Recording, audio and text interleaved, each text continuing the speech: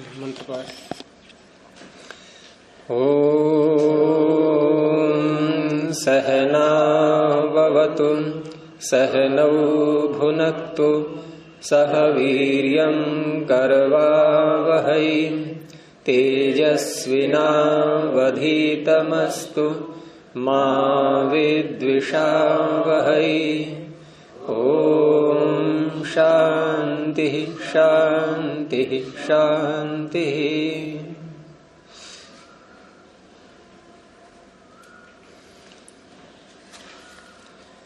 पीछे का पूछना है कुछ?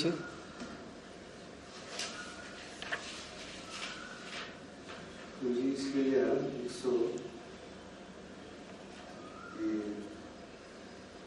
151 पेज में अस्थि भोग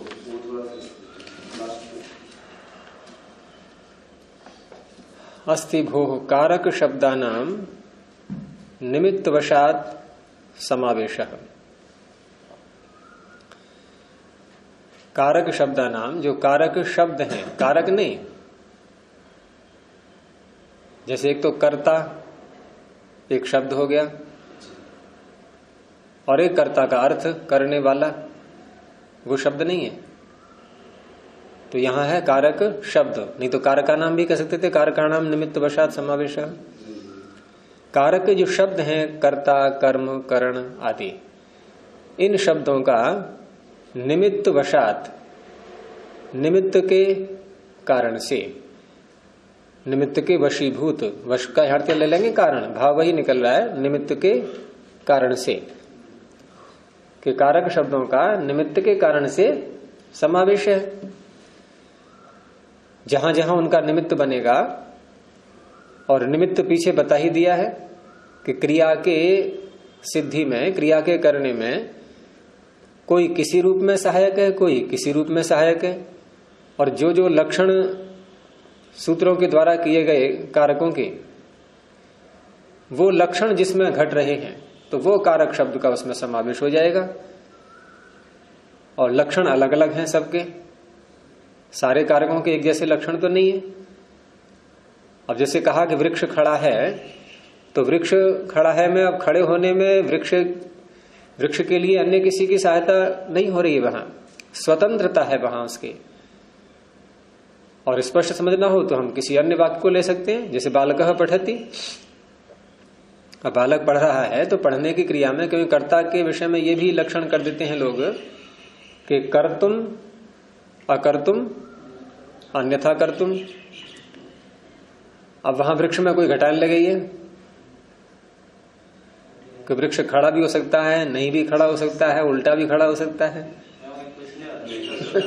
इसलिए मैंने उदाहरण बदला तुरंत ही, इसलिए मैंने बालक का उदाहरण लिया, क्योंकि मनुष्य या अन्य प्राणी, क्योंकि स्थावर योनि एक अलग प्रकार की योनि है, जो गतिशील है, जितने जंगम है प्राणी, तो वो इस प्रकार की क्रियाओं में स्वतंत्रता उनकी ज्यादा दिखाई देती है हमें। अब स्थावर तो ईश्वर ने स्थावर ही कर दिया उसको, जहां कहता खड़ा ही कर दिया है, तो उसके साथ में तो ये नहीं घटेगी, वहां गौण प्रयोग के रूप में ले लेंगे। अब बालकः पठति में वो पढ़ भी सकता है, नहीं पढ़ सकता है, और अन्यथा कर तुम पढ़ने के अलावा कोई और काम भी कर सकता है, या गलत तरीके से पढ़ सकता है। तो इस तरह से यहां उसकी स्वतंत्रता है, तो स्वतंत्र कर्ता हो गया।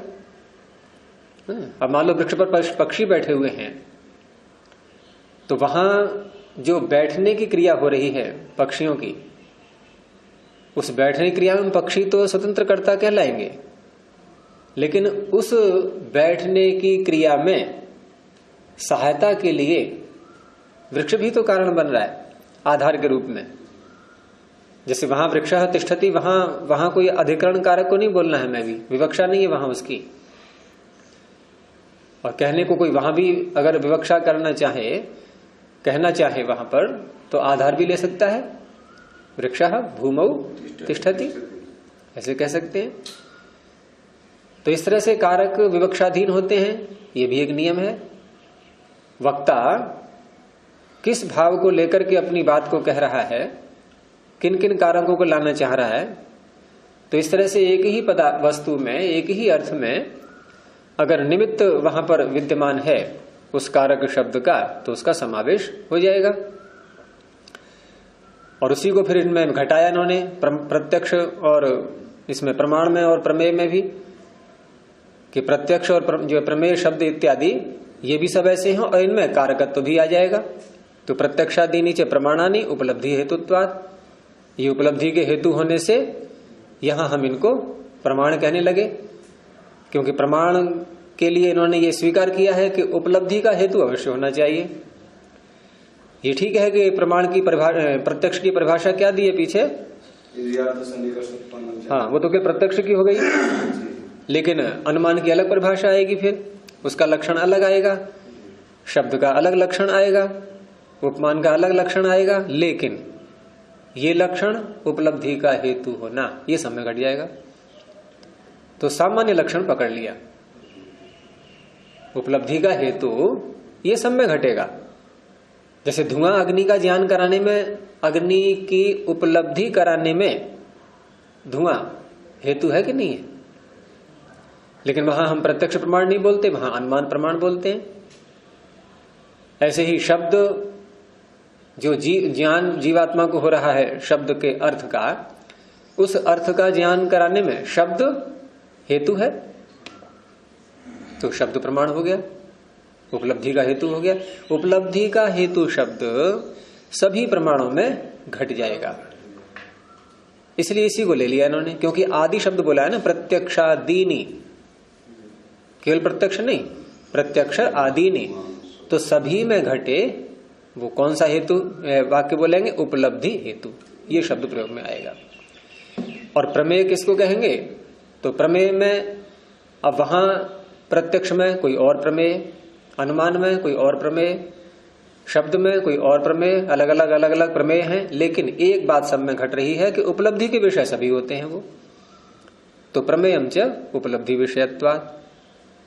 तो ये जो भी बनेंगे उन सब में प्रमाण और प्रमेय शब्दों का व्यवहार चलेगा। संवेद्यानि च प्रत्यक्षादीनि प्रमाणानि, और प्रत्यक्ष आदि जितने भी प्रमाण हैं ये संवेद्य हैं, अर्थात इनको भी जाना जाता है। ये उपलब्धि का हेतु बनते हैं, ठीक है, लेकिन ये उपलब्धि का विषय भी बन सकते हैं। अभी तक हम प्रमाण को प्रमाण के रूप में ले रहे थे, लेकिन यहां संवेद्यानि च प्रत्यक्षादीनि प्रमाणानि, यहां प्रमाण ये संवेद्य हैं, जानने योग्य हैं। और हम बोलते हैं कि प्रत्यक्षेण उपलभे, अनुमानेन उपलभे, उपमानेन उपलभे, आगमेन उपलभे। तो यहां जो इन प्रमाणों का नाम लेकर के हम उपलब्धि को बता रहे हैं अपनी, तो यहां सभी प्रमाणों को प्रमाण के रूप में हम इनको जान रहे हैं। यहां प्रमाणों को प्रमाण के रूप में जान रहे हैं, क्योंकि उपलब्धि के साधन हैं सारे। और यदि हम यहां पर इनको प्रमेय बनाएं तो कैसे बनाएंगे कि प्रत्यक्षम में ज्ञानम, आनुमानिकम में ज्ञानम, ऐसे ही औपमानिकम में ज्ञानम, आगमिकम में ज्ञानम इति विशेषा गृह्यन्ते। अब यहां अलग अलग करके एक एक प्रमाण, यानी प्रत्यक्षम में ज्ञानम, मेरा ज्ञान कैसा है, प्रत्यक्ष है। अब यहां प्रत्यक्ष ये प्रमाण है या प्रमेय हो गया, यहां प्रमेय के रूप में हो गया, अर्थात उपलब्धि का विषय बन गया है। अभी प्रत्यक्ष क्या है उसको मैं जानता हूं। हाँ, प्रत्यक्षम, मेरा ज्ञान कैसा है, प्रत्यक्ष है, यानी प्रत्यक्ष ज्ञान को अब जान रहा है। हमने ज्ञान को प्रत्यक्ष प्रमाण कहा, प्रत्यक्ष सन्निकर्ष को भी कहते हैं और ज्ञान को भी कहते हैं। पीछे आ गया है ये, जहां प्रत्यक्ष का लक्षण आया था वहां उन्होंने प्रत्यक्ष दो प्रकार से उसकी व्याख्या की। कैसे कैसे, सन्निकर्ष और ज्ञान। और उसमें फिर ये भी दिया था कि जब हम सन्निकर्ष को प्रत्यक्ष प्रमाण मानेंगे तो उसका फल क्या था, ज्ञान। और जब ज्ञान को प्रमाण मानेंगे तो उसका फल क्या था, हान, उपादान, उपेक्षा बुद्धि। अब यहां पर क्या है, ये प्रत्यक्षम में ज्ञानम, यहां ज्ञान जो है ये प्रत्यक्ष है, ज्ञान को प्रत्यक्ष प्रमाण के रूप में ले रहे हैं। लेकिन अब वक्ता क्या कह रहा है? अब वक्ता ये कह रहा है कि मेरा ये जो ज्ञान है ये प्रत्यक्ष है। अब यहां ये उपलब्धि का विषय बन गया प्रत्यक्ष। ये ज्ञान है प्रत्यक्ष प्रमाण के रूप में, ये उपलब्धि का विषय बन गया। यानी मेरा ज्ञान प्रत्यक्ष है। जैसे कोई कहे कि आप ईश्वर को जानते हैं, तो कहेगा हाँ जानते हैं। तो कैसे, कैसा ज्ञान है ईश्वर के विषय में आपका? तो हम कहेंगे शब्द ज्ञान, शाब्दिक ज्ञान। प्रत्यक्ष तो वो कहेगा जो असंप्रज्ञात समाधि लगा चुका है। असंप्रज्ञात समाधि में जिसने साक्षात कर लिया है वो कह सकता है कि प्रत्यक्षम में ईश्वरीयम ज्ञानम। इसीलिए सतपति जी ने जब सबसे पहले घोषणा की थी तो ओमानंद जी ने बड़ा विरोध किया था गुरु जी इसका। तो देखो ये तो समाधि में चलता है, फिरता है वगैरह वगैरह, घटिया सब फिर गई। तो उन्होंने कहा मैं क्या झूठ बोलूंगी, मुझे प्रत्यक्ष है समाधि तो सिद्ध है, तो मैं क्या करूँ, समाधि नहीं सिद्ध है जिधर इसको पूछेगा।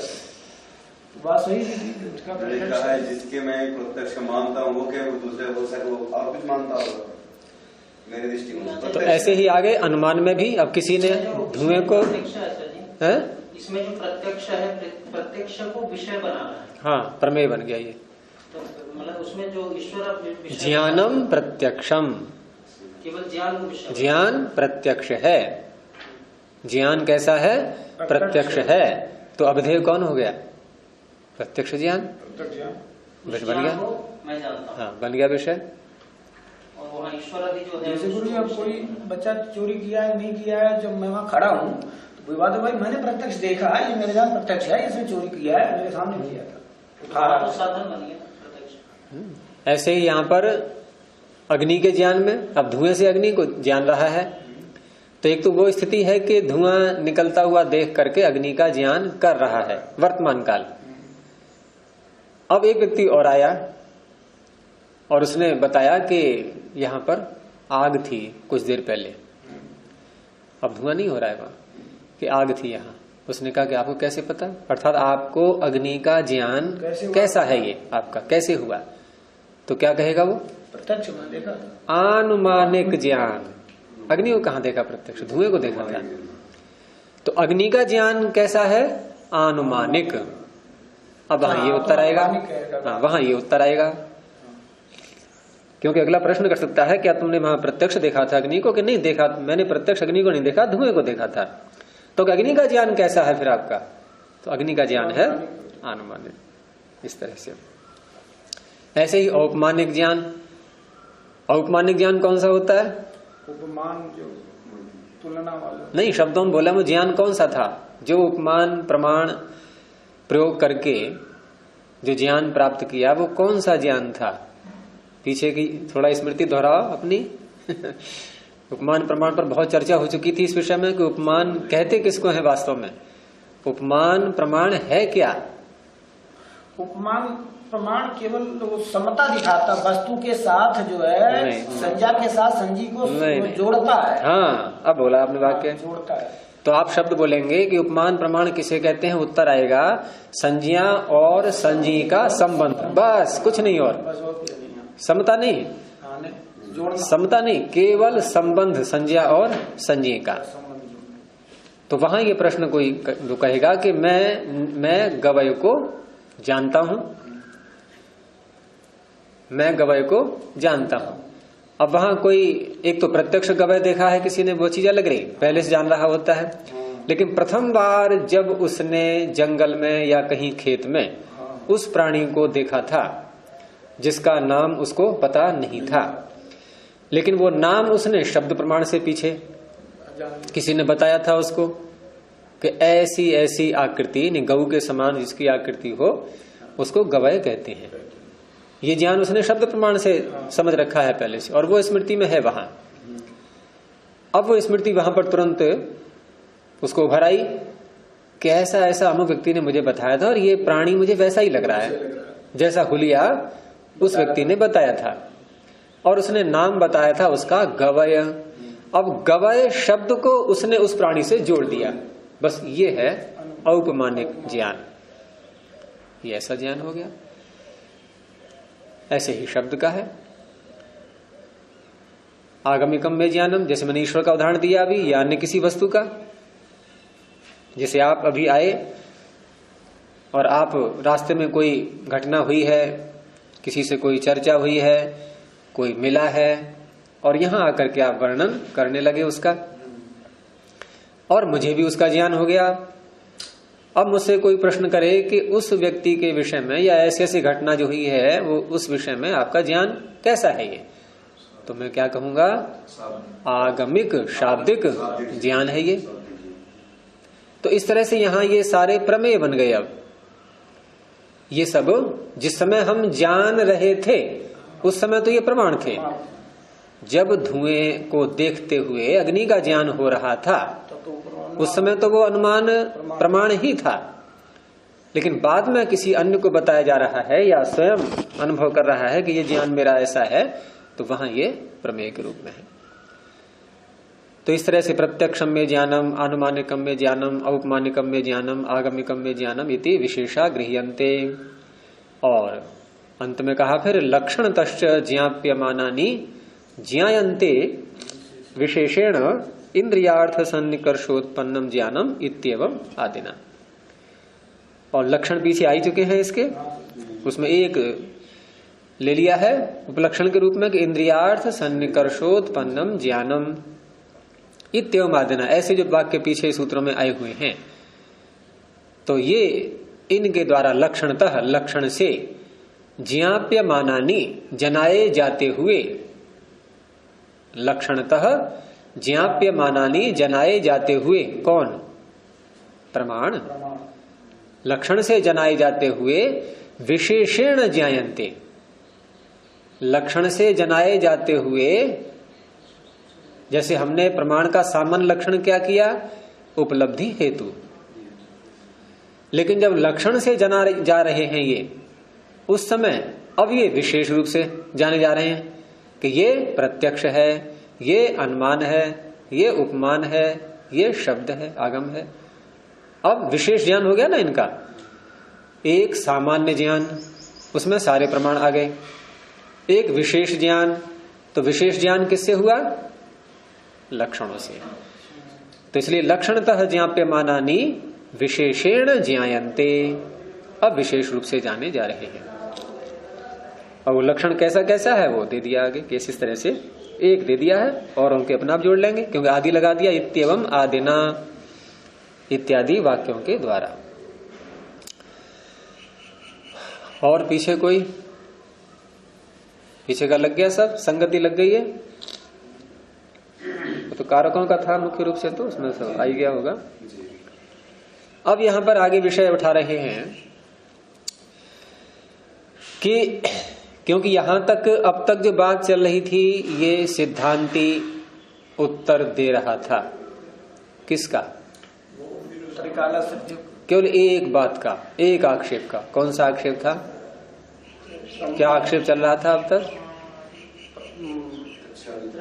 प्रत्यक्षादि नाम अपरमाण्यम त्रैकाल्या सिद्धे है। और यहां तक उत्तर देते देते क्या सिद्ध कर दिया, प्रमाण है ये, प्रमाण ये है। अब उसको अपनी बात जब सारी खंडित होती दिखाई दे रही है, हो ही गई, दिखाई दे रही है। अब वो एक नए विषय को उठा रहा है। नया विषय इसलिए है कि उसने थोड़ा पैंतरा बदल लिया है अब, लेकिन बात वही कहना चाह रहा है कि प्रमाणों की सत्ता नहीं है। लेकिन किस तरह से कह रहा है वो देखिए आप। पहले प्रश्न कर रहा है सिद्धांती से कि सा इयम उपलब्धि है, यह जो उपलब्धि है कौन सी, आगे दिया शब्द प्रत्यक्षादि विषया। प्रत्यक्ष आदि, आदि में 3 प्रमाण और ले लीजिए। यानी प्रत्यक्ष आदि विषय अर्थात ये प्रत्यक्ष आदि प्रमाण हैं, ये जो हम जान रहे हैं ये उपलब्धि। समझ से जाना विषय को, नहीं तो उलझन पड़ जाएगी आगे। प्रत्यक्ष आदि प्रमाणों, ये प्रमाण है ये उपलब्धि। प्रत्यक्ष प्रमाण है ये ज्ञान, अनुमान प्रमाण है ये ज्ञान, ये ज्ञान ही तो है। और ज्ञान बिना प्रमाण के होता नहीं। ज्ञान बिना प्रमाण के नहीं होता। तो आप हमें ये बताएं कि ये जो आपको प्रत्यक्ष या अन्य प्रमाण इनसे संबद्ध जो ज्ञान आपको हो रहा है कि ये प्रमाण है, ये ज्ञान आपको किस प्रमाण से हुआ? कैसे पता लगा? उसके लिए भी कोई प्रमाण चाहिए। अगर आप ये कहोगे कि नहीं, और अब अच्छा, अब अगर सिद्धांती उत्तर देने लगे तो वो कोई और ही प्रमाण तो लाएगा, फिर वो 4 से अतिरिक्त होगा, फिर तो सिद्धांती फंसेगा, क्योंकि उसने 4 प्रमाणों की प्रतिज्ञा कर रखी है। 5वां दे दिए। और अगर वो ये कहता है कि इन प्रमाणों का ज्ञान तो बिना प्रमाण के हो जाता है, तब भी फंसेगा। वो ये कहेगा फिर कि जब तुम्हारे प्रमाणों का ज्ञान बिना प्रमाण से हो गया तो प्रमेयों का ज्ञान भी बिना प्रमाण के हो जाएगा। नहीं, प्रमेय जो है तो ये प्रश्न कैसे होते हैं? ये 2 पाश वाले होते हैं, 2 बंधन वाले, ये 2 तरफ से बांधते हैं व्यक्ति के लिए। गुरु जी उसका तो कुछ है नहीं, उसने तो हमारी बात में से बात लेकर उठा दिया है। ये ऐसे प्रश्न होते हैं कि अगला व्यक्ति जो उत्तर देगा उसी में फंसेगा। जैसे एक लौकिक उदाहरण दूं मैं आपको। एक ने प्रश्न किया कि क्या ईश्वर, क्योंकि ईश्वर को क्या कहते हैं हम? सर्वशक्तिमान। क्या ईश्वर ऐसा पहाड़ बना सकता है कि जिसको वो स्वयं न उठा पाए? आप एक उत्तर दो कोई सा, पहले इनमें से क्या उत्तर दे सकते हैं आप बताइए। आपको हाँ और ना में उत्तर देना है, चाहे हाँ में दो उत्तर, चाहे ना में दो, हमें दोनों मंजूर है। दोनों में फंसेंगे हम। नहीं उठा सकते तो दो ना उत्तर दो ना, फिर एक उत्तर दो फिर कोई। भाई प्रश्न तो हमारा है, प्रश्न तो हमने आपके सामने ला दिया कि क्या ईश्वर ऐसा पहाड़ बना सकता है कि जिसको वो स्वयं न उठा पाए? निरर्थक क्रिया नहीं करता ना गुरु जी, ईश्वर ये तो निरर्थक बात है। नहीं, इन्हीं में से उत्तर देना है आपको। इन्हीं में से नहीं बना सकता तो फिर बनाने वाला नहीं है। तो दोनों तरफ से जो है फंस गए, नहीं फंस गए? अगर ये कहते हैं कि ईश्वर ऐसा पहाड़ नहीं बना सकता जिसको वो स्वयं न उठा पाए, तो सर्वशक्तिमान नहीं है। और यदि ईश्वर ने ऐसा पहाड़ बना लिया जिसको वो स्वयं न उठा पाए, तब भी सर्वशक्तिमान नहीं है। गुरु जी ऐसे ऋषि दयानंद को काशी में पूछा गया था, क्या आप विद्वान हैं या विद्वान, ये बताओ अपने विषय में। ये फंस जाएगा। तो ये भी फंसाने वाला क्वेश्चन था कि आप कहेंगे अगर विद्वान है तो अहंकारी है, अपने आप अपना विद्वान मानता है, उसमें नहीं है तो काशी के साक्षात करने क्यों आया विद्वानों से? केनोपनिषद में एक मंत्र आता है ना ईश्वर के ज्ञान के ही विषय में, कि यस्या मतम तस्य मतम मतम यस्य न वेदसः अविज्ञातम विजानताम विज्ञातम अविजानताम। और एक और है कि यस्तद वेद, नहीं वो ध्यान से उतर गया मेरे, उसमें यह है कि जो ये कहता है कि मैं ईश्वर को जानता हूँ, कहता कि यह वेद जाना भी सब किंचित जाना थी। नहीं, वो तो वाक्य के रूप में एक मंत्र भी है, वो ध्यान से उतर गया मेरे, कि जो ये कहता है कि मैं ईश्वर को जानता हूं तो वह ईश्वर को नहीं जानता। जो ये कहता है कि मैं ईश्वर को नहीं जानता हूं वह कुछ कुछ जानता है। जैसे कोई डॉक्टरी पढ़ रहा है, MBBS कर रहा है, और उस समय जिस समय पढ़ते हैं डॉक्टर लोग ये, और जब नए नए विषयों का ज्ञान होता है तो ऐसा लगता है कि बहुत कुछ हम जान गए हैं, अब बहुत कुछ जान गए, और अपने सामने किसी को समझते ही नहीं फिर वो उस काल में। और धीरे धीरे ज्यों ज्यों और ऊंची कक्षा में और आगे कोर्स बढ़ता जाएगा, और जब पूरा MBBS कर लेंगे उसके बाद पता लगता है कि हम तो समुद्र में एक बूंद के समान ही जान पाए हैं, और फिर किसी एक विषय के ही स्पेशलिस्ट बन पाते हैं। और वहां सारे विषय पढ़ रहे थे तो लगता है अरे हम तो सब जान ही गए अब। लेकिन कोई भी डॉक्टर ये गारंटी नहीं कह सकता कि शरीर में ही मैं अमुक इंद्रिय के विषय में पूरा ज्ञान रखता हूं, नहीं कह सकता। तो ऐसा ही ईश्वर के विषय में है। तो ऐसे ही प्रश्न उठाया उसने कि सा इयम उपलब्धि ही, ये जो उपलब्धि है आपकी प्रत्यक्षादि विषया, ये सब प्रमाण है, ये ज्ञान जो आपको हुआ है। किम प्रमाणांतरतः, क्या कोई भिन्न प्रमाण से हुआ है? भिन्न से तात्पर्य यहाँ पर इन चार से भिन्न, पांचवा कोई। अथ अंतरेण प्रमाणांतरम, या बिना प्रमाण के ज्ञान हो गया। अंतरेण का अर्थ बिना, और अंतरण के साथ में द्वितीय आती ही है, तो द्वितीय आ गई कौन सी? प्रमाणांतरम। ठीक है, यानी भिन्न प्रमाण के, पांचवें प्रमाण के बिना। उसी को और खोल दिया, असाधना। विशेषण किसका बनेगा? ये उपलब्धि का। ये जो उपलब्धि है ये असाधना है क्या? अर्थात बिना साधन के ज्ञान हो गया। बिना साधन के का तात्पर्य बिना प्रमाण के। तो कौन कौन से प्रश्न बने इसमें, दोहराइए। क्या ये उपलब्धि, प्रत्यक्ष आदि विषय जो उपलब्धि है, ये किसी पांचवें भिन्न प्रमाण से हुई है? एक तो ये प्रश्न हो गया, ये प्रश्न हो गया। और दूसरा प्रश्न कह रहा है कि अथवा बिना प्रमाण के ही आपको ये ज्ञान हो गया, बिना साधन के ही आपको ये ज्ञान हो गया। अच्छा, अब क्या होता है कभी कभी कि हमारे सामने भी कुछ ऐसे प्रश्न कभी आ जाएं जिसका उत्तर देने में थोड़ा हमें सोचना पड़ता हो, या उत्तर नहीं बन पा रहा है उस काल में, और हम थोड़ा समय चाह रहे हैं उसका उत्तर खोजने के लिए। तो एक शैली अपनाते हैं कि वक्ता से ही उसकी बात को थोड़ा और खुलवाते हैं कि जरा आप थोड़ा स्पष्ट कीजिए, आप क्या कहना चाह रहे हैं। तो हम उसको और बुलवाते हैं, थोड़ा और बुलवाने में हमें कुछ पॉइंट मिल जाते हैं थोड़े से उसको पकड़ने के लिए, और तब तक हम अपना उत्तर भी धीरे धीरे सोचते रहते हैं। तो यहां भी ऐसा ही किया सिद्धांति ने। सिद्धांति क्या कह रहा है? उत्तर नहीं दे रहा है वो क्या कह रहा है? कश्चात्र विशेष, आपके प्रश्न में क्या है, जरा विशेष बताओ हमें, थोड़ा और खोलो इसके लिए, हैं? आप कहना क्या चाह रहे हो, थोड़ा और विस्तार से बताओ, तब तक वो सोच लेगा उत्तर। अब पूर्व पक्षी ने सूत्र ही बना लिया अपना फिर। ठीक है, अब ये सूत्र पूर्व पक्षी का है, तो सूत्र बोलेंगे प्रमाणतः सिद्धे प्रमाणानाम प्रमाणांतर सिद्धि प्रसंग। प्रमाणानाम प्रमाणतः सिद्धे,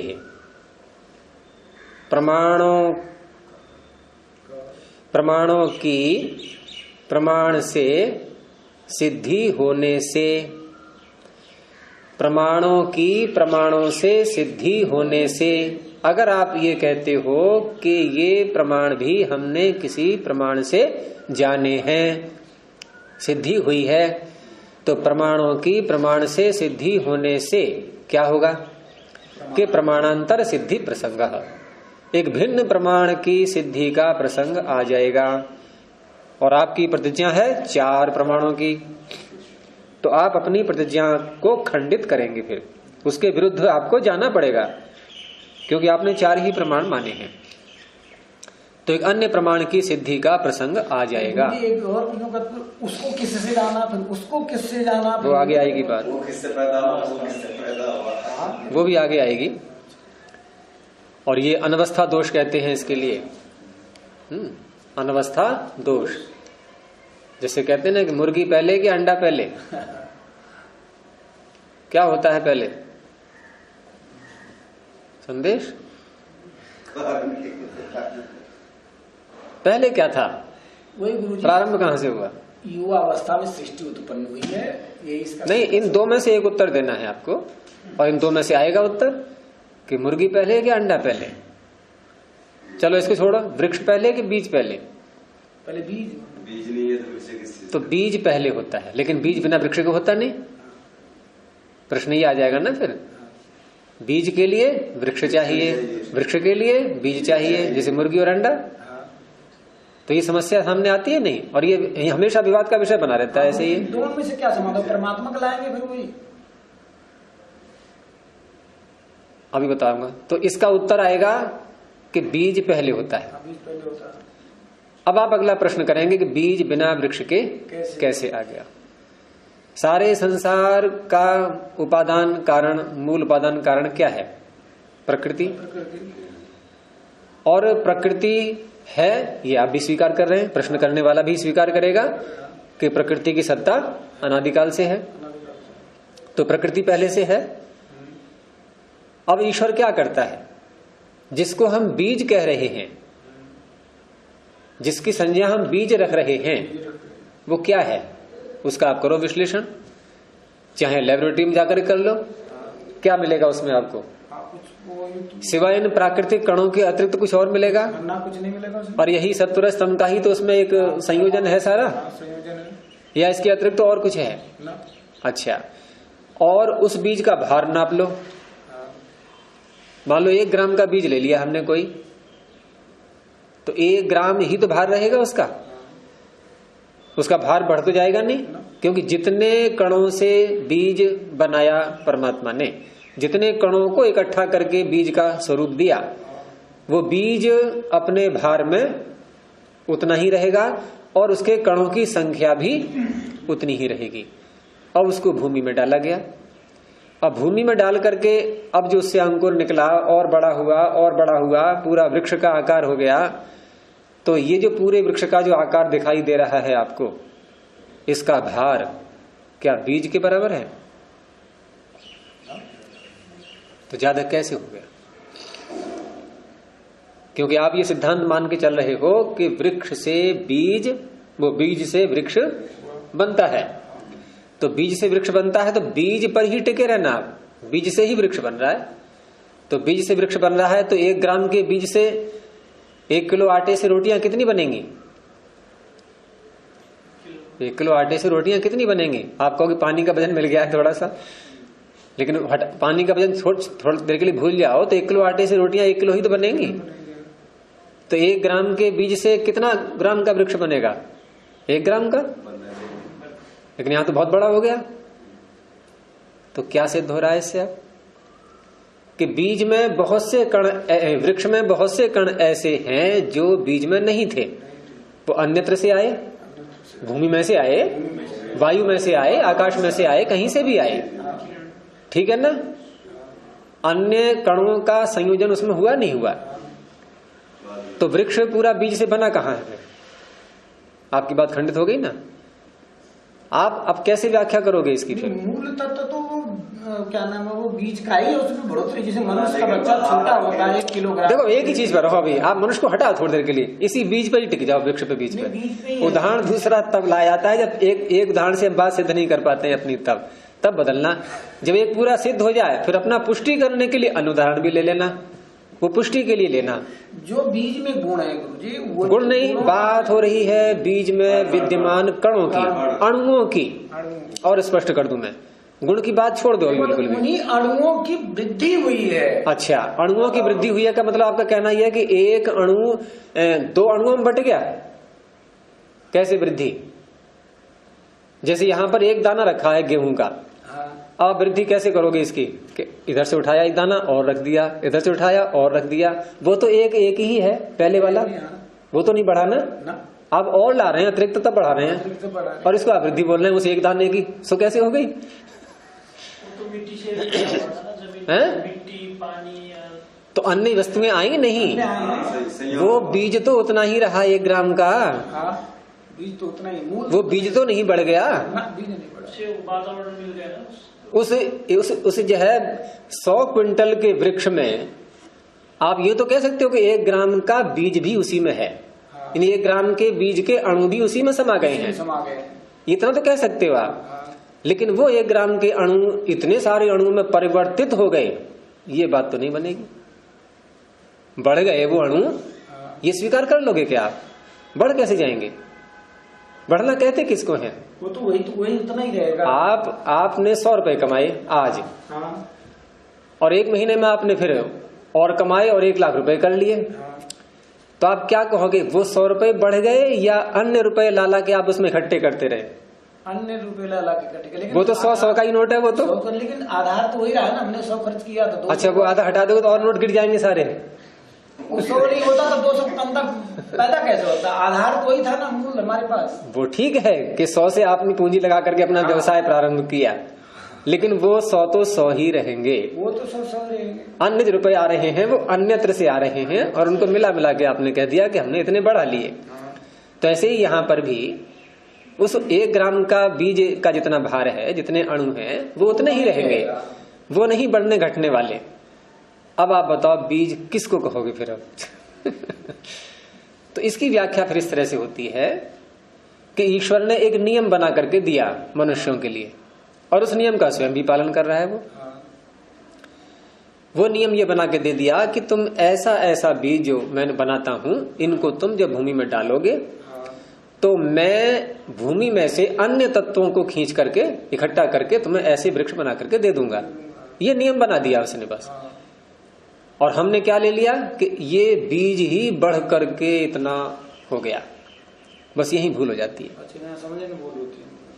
तो हम जो कहते हैं कि वृक्ष में सारा बीज, एक बीज में सारा वृक्ष समाया हुआ है, आप प्रवचनों में खूब सुनोगे ऐसे ही। खूब सुना भी है, सर्वत्र सिद्धांत अलंकार वगैरह ना भी दिखाया है। तो एक पीपल का छोटा दाना है, उसमें इतना बड़ा पीपल समा, हम भी बोले हैं गुरु जी। हाँ, ऐसा समाया हुआ है। तो अब जब बोलना थोड़ा उसमें संशोधन कर लेना, क्योंकि कोई किसी में समाया हुआ नहीं है। सत्वरस्तम प्रत्येक कण की सत्ता पृथक पृथक है, बस हो क्या रहा है उनका संयोजन, व्यूहन, इकट्ठा होना, अलग अलग हो जाना, यही 2 कार्य हो रहे हैं, संयोजन और वियोजन। हम इतना करें तो उतना कर दें। वो परमात्मा कर रहा है कि कितने अणु उससे जोड़ने हैं और कितने हटाने हैं, वो सारा कार्य उसका है। पूछने वाला अगर पूछ लेना जो व्याख्यान कर रहे हैं उसको फंसा देंगे फिर बुद्धिमान। जैसे आप कह रहे हो कोई पूछने वाला तो वो फंसा देगा उसको। हाँ, देखो गंभीर चिंतन करना है तो वो तो ऐसे ही करने होंगे।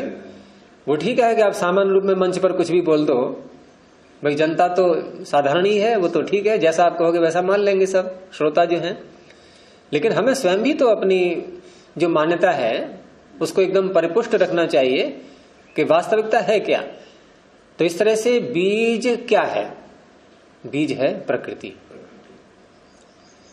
ठीक है, मूल बीज प्रकृति। और प्रकृति से जब संबंध हमारा छूटता है तो समाधि को बोलते हैं ना निर्बीज समाधि। निर्बीज समाधि, एक सबीज समाधि, वहां संबंध रहता है और निर्बीज में संबंध हट जाता है, वो निर्बीज समाधि हो गई है। तो इस तरह से बीज प्रकृति ही है। बीज से दोनों का ग्रहण, अब ईश्वर ने ये नियम बनाया है, बीज से क्या दोनों का ग्रहण किया है ना, वहां पर आत्मा भी और नहीं, बीज से वहां 2 अर्थ लेने तो मैं ये लेने होंगे। एक तो ये हमारा जो आशय है, कर्माशय सारा, जिनसे हमें जन्म मिलता है बार बार, धर्म रूप संस्कार और वासना रूप संस्कार। लेकिन वहां है मुख्य रूप से वासना रूप संस्कार, आशय। जैसे चौथे पाद में सूत्र आता है तत्र ध्यानजम अनाशयम। अभी थोड़ा इसी विषय पर हो। तो इस तरह से यहाँ बीज क्या है? प्रकृति। अब प्रकृति के कुछ कणों को परमात्मा ने इकट्ठा कर करके एक समूह रूप में ला दिया हमारे सामने प्रारंभ में। उनको हमने कह दिया ये बीज हैं, क्योंकि हम अब जो नियम जो बनाया है उसने कि बिना बीज डाले वृक्ष नहीं बनेगा। अब वो हमारी सामर्थ्य नहीं है कि बिना बीज के हम वृक्ष बना लें। तो वो नियम जो उसने बनाया है, तो नियंता को फिर बीज भी तो बना बना के देने पड़ेंगे। उनको हमने बीज इसलिए बोल दिया है कि उनके डालने से वृक्ष परमात्मा बनाता है। ये संज्ञा हमने उनको बीज इसलिए दी है, इसलिए नहीं है बीज नाम उनका कि उस बीज से ही पूरा वृक्ष बनेगा। अगर पूरा वृक्ष बीज से बनेगा तो क्यों डाल रहे हो भूमि में? उसको ऐसे ही रख दो ना ऊपर, किसी अन्य वस्तु पर रख दो, ऐसे ही किसी पात्र में रख दो और करते रहो प्रतीक्षा कब वृक्ष बने। ये नहीं बनेगा ना। गुरु जी ऐसे मुझे पूरा प्रश्न नहीं याद आ रहा, एक बार कहीं होता साइंस वाले सिद्ध करते हैं आजकल कि बिना रज और नील के कुछ वो लेकर के जो है वो जीव बना देते हैं। साइंस का कुछ जो है शोध नहीं, वो गोबर वगैरह का उसका जो बता रहे हैं वो दही और गोबर। मनुष्य की संतान जो है वो नहीं, वहां भी कोशिका लेते हैं, तो वो भी ईश्वर का ही नियम है। उस नियम का हमने अब पता लगा लिया, उस नियम का हमने अब पता लगा लिया कि कोशिका के ग्रहण कोशिका भी बीज की भूमिका निभा सकती है। वो नियम हमें पता लग गया, हम ये कहें, ठीक है ना। शरीर में जैसे अनुकूल वातावरण होता है वैसे बाहर बना लेता हूँ। हाँ, बाहर भी बनाने लगे हैं, और अब तो जो है फसल भी आकाश में होने लगी है। वहां भी जल वगैरह, जल में वो तत्व डाल देते हैं, जो तत्व भूमि में है वो जल में ही घोल देते हैं वो सारे वो, और वहां बीज डाला और वो जल में ही आपको दिखाई देगा और वृक्ष बन जाएगा। तो वो चीज अलग है, लेकिन है सारे नियम ईश्वर के ही वो। ऐसे ही मनुष्य की उत्पत्ति में भी भाई शुक्र और रज ये कण ले लिए गए।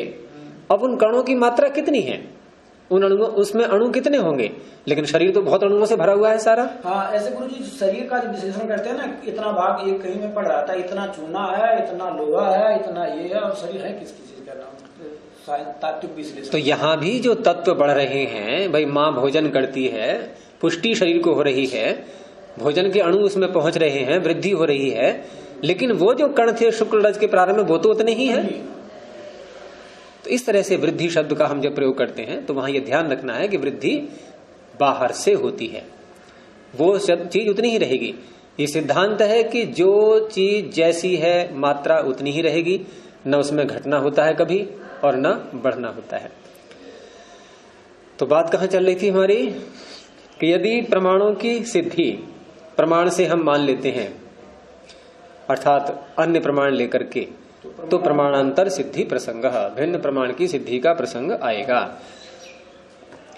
यदि प्रत्यक्षादीनि प्रमाणेन उपलभ्यन्ते, उसी का अर्थ किया सूत्र का, यदि प्रत्यक्ष आदि अर्थात प्रत्यक्ष आदि प्रमाण ये प्रमाणेन उपलभ्यन्ते, इनका ज्ञान प्रमाण से होता है, अर्थात भिन्न प्रमाण से। तो ये न प्रमाणेन उपलभ्यन्ते, जिस प्रमाण से ये जाने जा रहे हैं, तत् प्रमाणांतरम अस्ति, वो प्रमाणांतर ही तो होगा, इनसे भिन्न प्रमाण ही तो होगा। इति प्रमाणांतर सद्भावः प्रसज्यते। ये प्रसज्यते जब शब्द का प्रयोग करते हैं, ये व्याकरण में भी आता है, तो वहां एक तरह से दोष के रूप में कि ऐसा प्राप्त होने लगेगा, ऐसी प्रसक्ति हो जाएगी। तो प्रमाणांतर के सद्भाव की, इन चार से अतिरिक्त अन्य प्रमाण के अस्तित्व की प्रसक्ति हो जाएगी। और फिर आगे प्रश्न, आप जो प्रमाणांतर लाओगे कि इस प्रमाण से हमने इन चारों को सिद्ध किया, तो पूर्व पक्षी कहता है कि हम फिर वही प्रश्न करेंगे कि ये जो पांचवा प्रमाण है इसको किससे जाना। ठीक है, अब जो आप छठा प्रमाण लाओगे कि इससे हमने पांचवें को जाना, हम फिर प्रश्न करेंगे कि छठे प्रमाण को किससे जाना, फिर आप सातवां लाओगे, तो ये चल पड़ेगा कभी न खत्म होने वाला प्रश्न और उत्तर। इसी का नाम है अनवस्था, और इसको माना गया है दोष दार्शनिक भाषा में। तो इति अनवस्थाम आह, ये अनवस्था को कहोगे फिर आप हैं, और उससे क्या होगा कि तस्य तस्यापि अन्येन तस्यापि अन्येन इति, ये चलता रहेगा। फिर उसके लिए एक और प्रमाण के और प्रमाण के और प्रमाण। तो मुर्गी से अंडा, अंडा से मुर्गी, कहां जाकर रुकेंगे? तो इसलिए भलाई इसी में है कि इन्हीं प्रमाणों पर रहो, चार पे। तो आगे उत्तर देंगे, अभी तो प्रश्न चल रहा है। और अनवस्था दोष ये स्वीकार्य नहीं है किसी को भी। न च अनवस्था शक्या अनुज्ञातुम अनुपपत्तिरिति, अर्थात अनवस्था कभी भी स्वीकार नहीं की जा सकती। अनुज्ञातुम न शक्या, अन्वय कर लीजिए, अनवस्था अनुज्ञातुम न शक्या। अनवस्था, अनुज्ञा किसे कहते हैं? स्वीकार करना, वही मान लेना। तो ये नहीं मानी जा सकती। हेतु दिया उसमें, क्यों नहीं मानी जा सकती? कि अनुपपत्तेः इति, सिद्धि न होने से, सिद्ध न होने से ये सिद्धि ही नहीं हो पाएगी, क्योंकि इसमें अंतिम बिंदु नहीं मिलेगा आपको कभी भी, इसलिए इसको स्वीकार नहीं किया गया। अच्छा, अभी अब जो है दूसरे, क्योंकि उसने प्रश्न जो पीछे उठाया था उसमें दो प्रश्न छिपे हुए थे। एक तो ये था कि आप इसको ये कहेंगे कि भिन्न प्रमाण से हमने सिद्ध किया है, तो ये अनवस्था दोष आएगा। और यदि आप ये कहेंगे, दूसरा प्रश्न क्या था उसका, बिना प्रमाण के ही, बिना प्रमाण के, और आप यदि ये कहेंगे बिना प्रमाण के ही सिद्ध हो जाएगा, है अस्तु तरही, क्योंकि अभी तो कश्चात्र विशेषः करके उसी से बात उगलवाई जा रही है ना, पूर्व पक्षी से ही, तो पूर्व पक्षी से ही द्वारा कहा गया कि अस्तु तरही, तो ठीक है हम प्रमाणांतर ले लेंगे। तो आप क्या कहना चाहोगे फिर, नहीं निसाधना, अस्तु तरही प्रमाणांतरेण निसाधना इति, अर्थात दूसरा जो पक्ष है, तो दूसरा क्या था, गुरु जी पूर्व पक्षी तो कह रहा है अगर आप ये अनवस्था दोष को मान करके अगर आप जो है, अगर आप ऐसे उत्तर दोगे तो अनवस्था दोष आएगा। उसको समझा दिया पहले से कि ऐसा उत्तर मत देना। उसको सावधान कर रहा है सिद्धांती को कि देखो बच के रहना, अगर ये उत्तर दिया ना तो फंसोगे, डराते ना किसी के लिए, तो डरा रहा है उसके लिए। और वो इसलिए उगलवा रहा है उससे कि तब तक उत्तर जो है कोई ना कोई सूझ ही जाएगा। और दूसरा था कि नहीं साधना है, प्रमाणांतरेण बिना प्रमाण के, नहीं साधना बिना साधन के ही, अर्थात ऐसे ही इन प्रमाणों की सिद्धि हो जाएगी बिना प्रमाण के। अगर ऐसा कहे तो तब क्या होगा, तब क्या होगा, उसका अगला सूत्र है, तो सूत्र बोलिए, तद विनिवृत्तेर्वा प्रमाण सिद्धिवत प्रमेय सिद्धि ही। इसमें आगे मात्रा हटा दीजिए प्रमाण के आगे से, प्रमाणा सिद्धिवत ऐसे लिखा हुआ है। ये तो आप पूछते अभी जब मैंने बुलवाया सूत्र तो कि सूत्र आप प्रमाण सिद्धिवत क्यों बुलवा रहे हैं, प्रमाणा सिद्धिवत क्यों नहीं बोलते, आपके में सही होगा। तो तद विनिवृत्ते हुआ, अगर इसकी विनिवृत्ति कर दी जाए, किसकी विनिवृत्ति, कि प्रमाणांतर से सिद्धि नहीं होती, यूं ही हो जाती है, ठीक है, प्रमाणांतर की आवश्यकता नहीं है, तो विनिवृत्ति करोगे आप, निवृत्ति समझ में आ रहा है, तो वी और लगा दिया उसमें कि विनिवृत्ति मानने से क्या होगा, क्योंकि विनिवृत्ति मान करके आप क्या कहोगे, यूं ही सिद्ध हो गए। तो प्रमाण सिद्धिवत, जब ये प्रमाण सिद्ध हो जाएंगे आपके बिना किसी अन्य प्रमाण के, तो प्रमेय सिद्धि, तो प्रमेय की सिद्धि भी ऐसी मान लेंगे हम, अर्थात प्रमाणों की आवश्यकता ही नहीं रहेगी फिर, क्योंकि जो प्रमाण आप प्रमेय को सिद्ध करने के लिए ला रहे हैं वो प्रमाण आप बिना प्रमाणों के सिद्ध मान रहे हो, तो फिर प्रमेय को भी आप बिना प्रमाण के सिद्ध क्यों नहीं मान लेते। समझ में आ गया। उसी का भाष्य देखिए कि यदि प्रत्यक्षाद्युपलब्धौ प्रमाणांतरम निवर्तते, यदि प्रत्यक्ष आदि प्रमाणों की उपलब्धि में, इनके ज्ञान में, इनकी सिद्धि में प्रमाणांतरम निवर्तते, भिन्न प्रमाण को आप हटा रहे हैं, तो आत्मा द्युपलब्धौ अपि, प्रमेयों में सबसे पहले आत्मा ही था ना, आदि लगा दिया कि आत्मा आदि जो प्रमेय हैं उनकी उपलब्धि में भी, उनके ज्ञान में भी, उनकी सिद्धि में भी प्रमाणांतरम निवर्त्स्यति, इसको ती कर लीजिए परस्मै पद में, क्योंकि आत्मनेपद में नहीं बन पाएगा ये। आत्मनेपद में कैसे बनता है, आत्मनेपद में इडागम हो जाता है, इसमें इडागम होगा आत्मनेपद में, निवर्तिष्यति वृद्भ्यः स्यसनोः लुटी चक्लिर्पः, तो निवर्त्स्यति, आत्मा आदि की उपलब्धि में भी प्रमाणांतर की निवृत्ति हो जाएगी, अर्थात ये जो प्रमाण है प्रत्यक्ष आदि, ये इनके लिए कहा जा रहा है प्रमाणांतर, ध्यान रखना यहाँ। देखो प्रत्यक्ष आदि की उपलब्धि में जो कहा कि यदि प्रत्यक्ष आदि की उपलब्धि में आप प्रमाणांतर को हटा रहे हैं, वहां प्रमाणांतर उन चार से भिन्न है, और यहाँ कहा कि फिर आत्मा आदि की उपलब्धि में भी प्रमाणांतर हट जाएगा। यहाँ कौन सा है प्रमाणांतर, यही चार, यहाँ ये चार हो गए। यहाँ अंतर से तात्पर्य यानी प्रमेय के लिए और कोई प्रमाण नहीं चाहिए, प्रमेय स्वयं सिद्ध है। वहाँ तो उन चारों के लिए दूसरा प्रमाणांतर जो पांचवा हमला है उसको हटा रहे हो, तो यहाँ आत्मा आदि में भी प्रमेयों में भी चार जोड़ने पड़ेगी। हाँ, इसको एक वाक्य में बोलेंगे ऐसे हो जाएगा कि जैसे प्रत्यक्ष आदि प्रमाण आपके स्वयं सिद्ध हैं, ऐसे ही प्रमेय भी स्वयं सिद्ध हो जाएंगे। बस ये हो गया। तो ये प्रमाण नहीं चाहिए। क्यों? अविशेषात।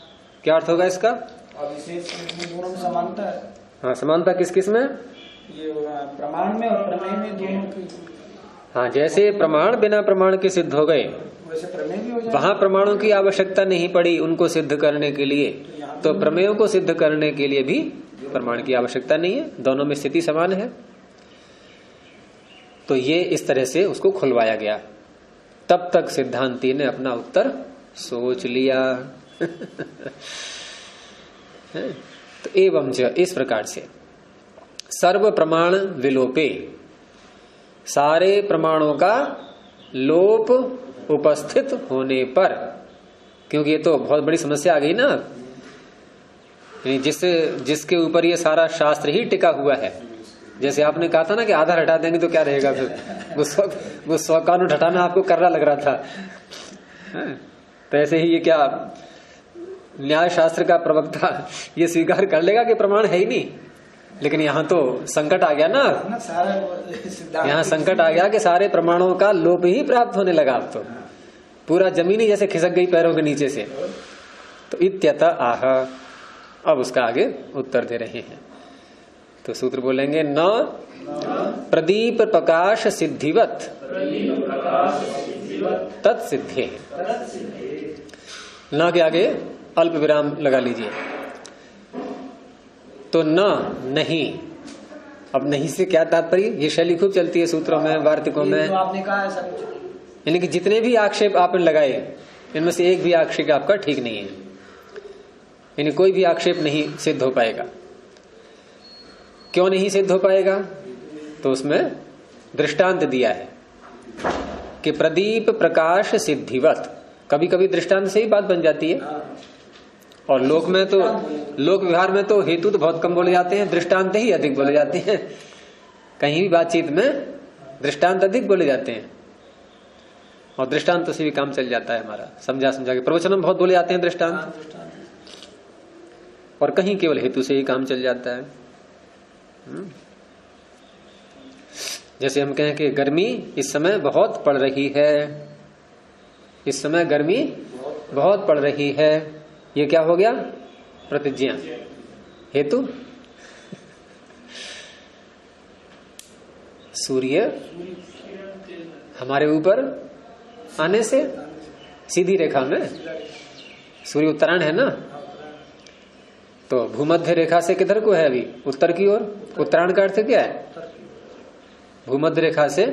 वैसे तो दक्षिणायन से, दक्षिण से जब चलता है उत्तरायण तो वहीं से प्रारंभ हो जाता है। जब मकर संक्रांति होती है उससे अगले दिन से ही उत्तरायण प्रारंभ हो गया। तो इसलिए बोलते हैं कि आप जब भी आप जो है, मान लो आप पश्चिम दिशा की ओर जा रहे हैं, बहुत दूर निकल गए, बहुत दूर निकल गए, बहुत दूर निकल गए, अब पता लगा ये तो गलत आ गए हम, अब फिर पीछे को मुड़े, तो जिस बिंदु से आप पीछे को मुड़े हैं वहीं से आप क्या कहोगे? किस दिशा को जा रहे हैं? पूर्व की ओर। जबकि उस समय वो पश्चिम थी सारी, वो सारी लंबाई वो पश्चिम में आ रही थी पूरी, अब वही पूर्व बन गई। तो उत्तरायण तभी से प्रारंभ हो गया। लेकिन हमारा, क्योंकि भारत देश भूमध्य रेखा से किधर को है? उत्तर की ओर। तो हमारे सिर पर सूर्य कब आएगा? जब भूमध्य रेखा को भी पार कर चुका होगा, तब आएगा ना हमारे ऊपर। और ऑस्ट्रेलिया हमसे ठीक विपरीत, जितनी दूरी हमारी भूमध्य रेखा से उत्तर की ओर हमारे देश की है, उतनी ही दूरी उसकी भूमध्य रेखा से दक्षिण की ओर है। तो वहां गर्मी पड़ चुकी, वहां गर्मी पड़ चुकी। हमारे यहाँ जब ठंड थी, और अब हमारे यहाँ गर्मी है, वहां ठंड होगी, क्योंकि उससे सूर्य काफी दूर हो चुका है अब। तो इस तरह से बात क्या चल रही थी? नहीं, ये विषय उठा क्यों था अभी सूर्य का, उत्तरायण का? कई बार दृष्टांत। अच्छा, हाँ, दृष्टांतों से, हेतु से किसी एक से अपना कार्य हम चला लेते हैं। तो ऐसे यहां पर भी दृष्टांत दे दिया कि प्रदीप प्रकाश सिद्धिवत। केवल प्रदीप नहीं बोला, कहीं कोई बुझा हुआ दीपक ले आए कि देखो है तो प्रदीप ये, इसलिए प्रकाश साथ में जोड़ दिया है। जलता हुआ चाहिए, बुझा हुआ नहीं। तो प्रदीप प्रकाश सिद्धिवत। अब इसके दो प्रकार से अर्थ किए जाते हैं। यहां पहले एक ही अर्थ को लेकर के चलेंगे कि जैसे प्रदीप के प्रकाश से हमने अन्य पदार्थों को देखा, ठीक है, अन्य पदार्थों के ज्ञान में प्रदीप का प्रकाश कौन बना? प्रमाण। कौन सा प्रमाण बनेगा? ये प्रत्यक्ष ही बनेगा, प्रत्यक्ष का अंग। इसलिए उन्हें अंग शब्द का प्रयोग किया है, क्योंकि एक प्रमाण में बहुत सारे सहायक होते हैं। जैसे कहीं भी हम प्रत्यक्ष करेंगे तो सबसे पहले तो हमारी इंद्रियां सहायक बनेंगी, सन्निकर्ष सहायक बनेगा, मन का और इंद्रियों का सन्निकर्ष सहायक बनेगा, आत्मा का और मन का सन्निकर्ष बनेगा, ठीक है। आत्मा भी जागृत अवस्था में होना चाहिए उस समय। बहुत सारी बातें हैं, तो बहुत से घटक हो सकते हैं। और प्रकाश भी चाहिए है, नेत्र भी चाहिए। तो ये सब क्या है? प्रत्यक्ष के अंग। उन्हीं अंगों में से एक अंग है प्रदीप का प्रकाश। और ये केवल चाक्षुष प्रत्यक्ष में घटता है ये पूरा पूरा। यदि आप अन्य कोई प्रमाण ले लें, जैसे हमने छू करके किसी वस्तु को देखा, तो यहां भी चाहिए क्या प्रकाश है? कि भाई हमें पकड़ तो लिया है, जरा जलाना, ये छूने में आ नहीं रहा है, बत्ती जरा बत्ती जलाओ, अंधेरा हो रहा है। कई बार हम लोग अंधेरे में अगर अपने जूता पहन रहे हो तो दूसरे जूता पहन के पता लग जाता है कि हमारा स्पर्श पैर का बता देता है कि अपना जूता नहीं। और कुछ लोग जान करके पहनते हैं दूसरे के, तो जान कर उठाना है उनको वहां से उनको पता लग चुका है कि हमारा नहीं है ये, फिर भी पहन जाएंगे। अपना पुराना छोड़ जाएंगे, दूसरे का नया ले जाएंगे। वो गलती हो गई। हाँ, कह दिया तो गलती होगी, कोई बात नहीं, पकड़ में आ गया तो करे, हाँ भूल से हो गया। तो प्रदीप के प्रकाश से हमने अन्य पदार्थों को देखा। अरे दो अर्थ बता रहे थे, एक तो आपने नहीं, अभी एक ही लेके चलेंगे, दूसरा बाद में लेंगे अंत में, बिल्कुल। तो हमने प्रदीप के प्रकाश से वस्तुओं को देखा, उसमें सहायक बनाइए प्रत्यक्ष प्रमाण के रूप में, उसका अंग, उसके अंग के रूप में। अब हमने प्रकाश का भी ज्ञान करना है, प्रदीप का, दीपक के प्रकाश का भी ज्ञान करना है, तो उसको हमने नेत्रों से देख लिया। अब नेत्रों से जब देखा हमने प्रकाश को, तो कौन सा प्रमाण प्रयोग किया? प्रत्यक्ष है ये, प्रत्यक्ष। अभी हम किसी अन्य वस्तु को देख रहे थे तो उसका प्रत्यक्ष कर रहे थे, और वहां ये प्रकाश प्रत्यक्ष के अंग के रूप में कार्य कर रहा था, प्रमाण के रूप में था ये। अब हमने प्रकाश को देखा, जिस वस्तु को देख रहे थे उससे अपनी दृष्टि हटा ली, अब दीपक को ही देख रहे हैं, दीपक की लौ देख रहे हैं, कहीं बुझने वाला तो नहीं है ये, है ना, इसकी लौ कितनी ऊंची है, अब उसका प्रत्यक्ष कर रहे हैं। तो दीपक के प्रकाश का प्रत्यक्ष करते समय यहां भी हमने प्रत्यक्ष प्रमाण का प्रयोग किया, कोई पांचवा प्रमाण तो नहीं लाए।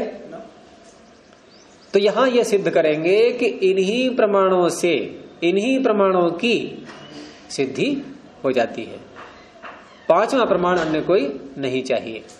तो तत्सिद्धे प्रदीप प्रकाश सिद्धिवत, यहां सिद्धि हटा भी देंगे तब भी कुछ नहीं है, ये पाठ भेद है, इसलिए कोष्ठक में दे दिया है इन्होंने। आपके में है ये, कोष्ठक में है क्या?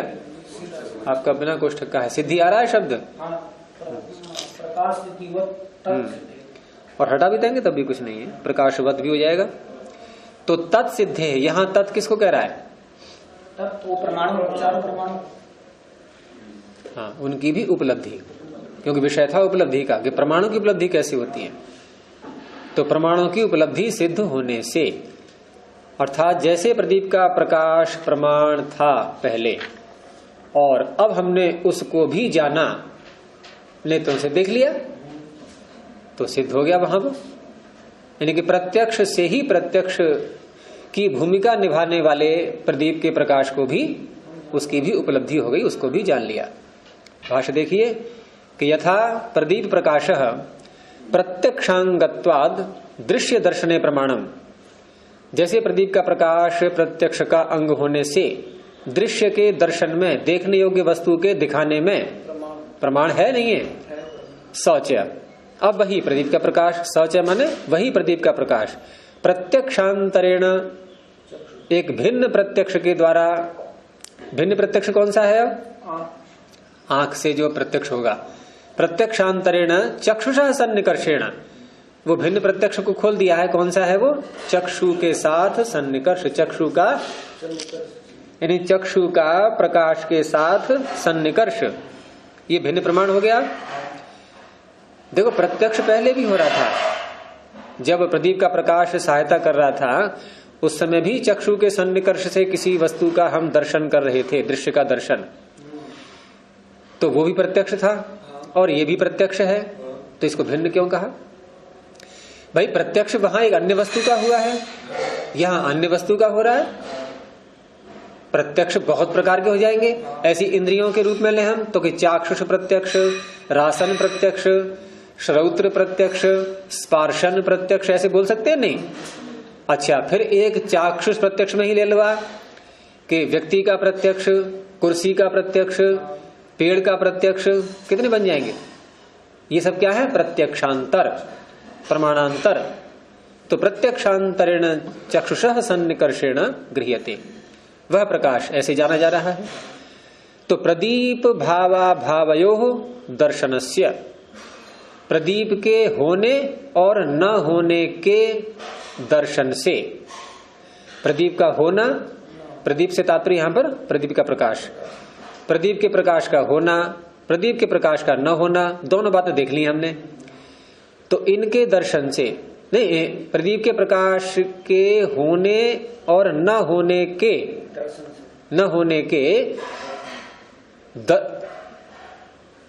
न, इसमें सप्तमी लगाएंगे, ठीक है, सप्तमी होने पर, सती सप्तमी, प्रदीप के प्रकाश के होने और न होने पर, ठीक है, दर्शनस्य तथा भावात, दर्शन का भी वैसा होने से।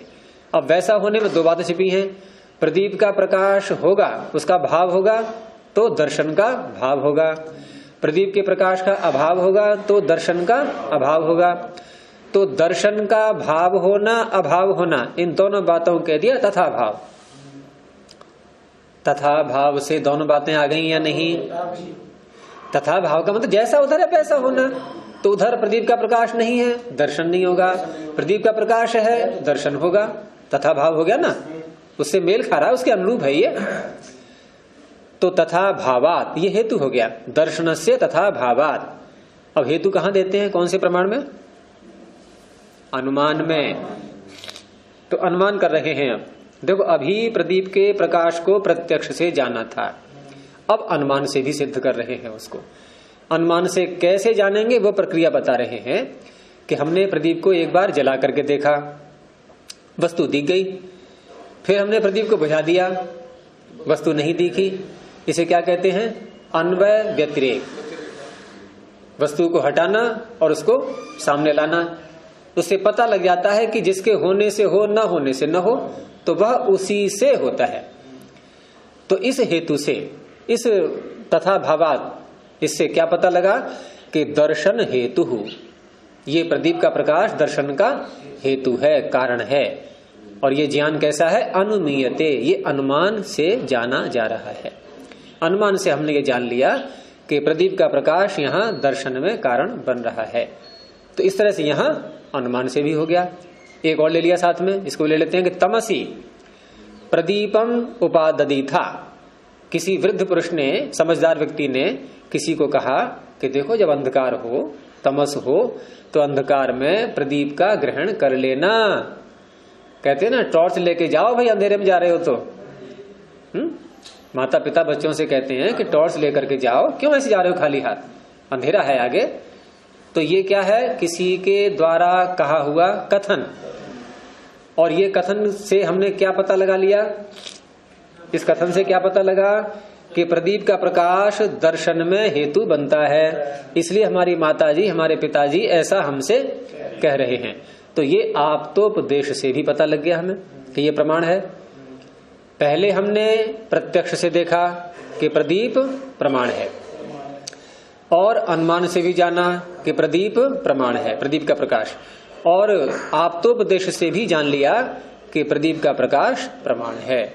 तमसि प्रदीपम उपाददी था इति आप्तोपदेशेनापि प्रतिपद्यते। एवं प्रत्यक्षादीनाम यथा दर्शनम प्रत्यक्षादिभि एव उपलब्धि।